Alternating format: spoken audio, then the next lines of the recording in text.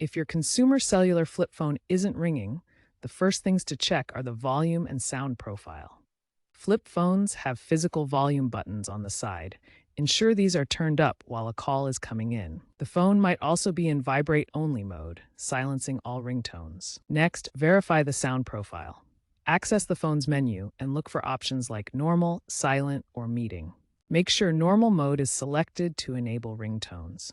Accidental key presses can sometimes change these settings, so double-check to be sure. If the volume and profile settings are correct, examine the Do Not Disturb feature.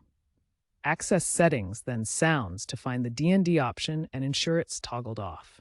Sometimes a firmware update or accidental button press can activate DND, silencing all notifications. Also, consider basic troubleshooting steps like a soft reset by removing the battery for 30 seconds and checking for physical damage, especially water exposure. If the problem persists after these steps, contact Consumer Cellular support for further diagnostics, as there might be carrier-specific glitches or a need for software reset.